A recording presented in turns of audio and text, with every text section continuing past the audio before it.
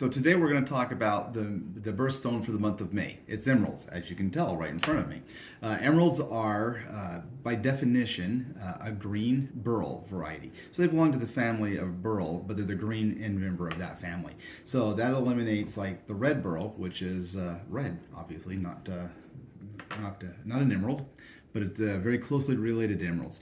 Also related to emeralds are aquamarine, goshenite, morganite, heliodor, golden beryl. There's probably 6 or 8 different ones that are quite famous, but they're all part of the same family. They all basically are the same chemical structure and crystal structure as well. Emeralds are the green end member of the beryl family, and the green in them is caused by chromium and or vanadium. Some of them have more vanadium in them, which makes the color slightly different. I'm just going to show you these two in comparison. I don't know if you'll be able to see. Maybe I'll use that one. You can see these ones are from Zambia, and they tend to be more yellow. Just a slight more yellow cast to them. It's very subtle. And this is an emerald from Brazil. And you can see it's got less of that yellow undertones to it. So people who specialize in emeralds can often tell you where the emerald is from based on the color, and it's very, very subtle shades of different colors in them. Emeralds have been known from antiquity times. Even Cleopatra, her famed emerald mines in Egypt, which have been rediscovered since then, and they're not very productive anymore. She's wearing all of them still, I'm sure. Emeralds, unlike other gemstones, are valued based on their color, not the clarity. So diamonds, rubies, and sapphires are all based on clarity and the color. On emeralds are a type of gemstone that is known to have inclusions, but the color is what's most important when it comes to an emerald. So when you see an emerald that is lighter in color, it's going to be less valuable. Darker in color is going to be more valuable, even if it's full of inclusions. Now, obviously, the most highly priced ones are the ones that are transparent and dark grass green, which are hard to come by, but they do exist. Even ones up to 5 carats I've seen faceted that are pretty cool. And the color of emeralds, the green, is kind of an interesting thing. Science has shown that our brains are hardwired to like green more than other colors. So that probably explains why we like emeralds so much. Emeralds are one of the top 3 gemstones. They're a trifecta of gemstones. You have diamonds, rubies, and emeralds, and they produce more value than all other gemstones combined.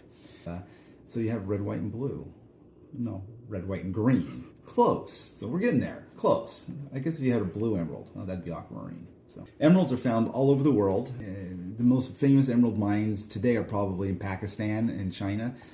Brazil historically has produced some of the best, and Colombia, in my opinion, Colombian emeralds are by far the best. I've held Colombian emeralds that are nearly the size of a Coke can, and so they're pretty impressive. And, they're worth millions and millions of dollars as specimens, and sometimes they're worth more as specimens than they are as gemstones. But they're pretty cool. Can you imagine a gemstone the size of a Coke can? I mean, an emerald.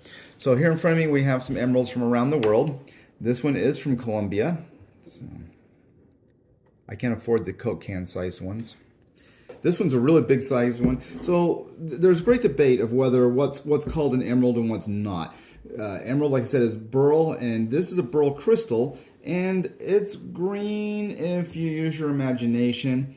Gemologists would not necessarily call this an emerald. They just call it green beryl, but there's no scientific definition that distinguishes between green beryl and emerald. So it's kind of whatever you want it to be. I personally think of the emeralds as being the more green, grass green ones that we really like, and this is just being a beryl crystal.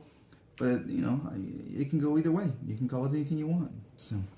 This is an emerald from here in Utah. It's going to be hard to capture the color in this, and I'm going to let Marita take that. So this is actually not a natural emerald. This is an emerald that was formed when at the Centennial Eureka mine in Eureka, when they were doing the assay work, they would wind up with this green slag glass in the bottom of the crucibles.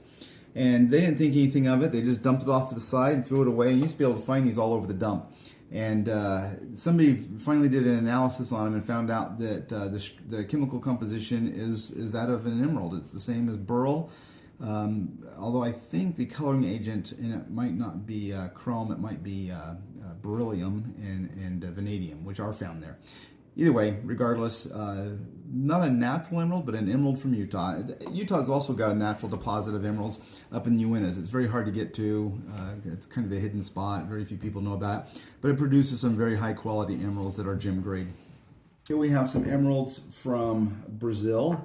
These ones, again, calling that an emerald is kind of a stretch, but this is a nice emerald from Brazil. This is one of the ones from the mine that we went to. We did not collect this. I actually had to buy it. But anyway, you can see emeralds are often used in jewelry. This is one set in sterling, nice little emerald crystal from Russia. Russia does produce a lot of nice high quality emeralds. Often when you buy the jewelry, they won't know where it came from because they're just cut in cutting houses and they just mix them all together and they don't really know. So it's really kind of a unique thing to find out. These ones are Brazilian emeralds made into a necklace.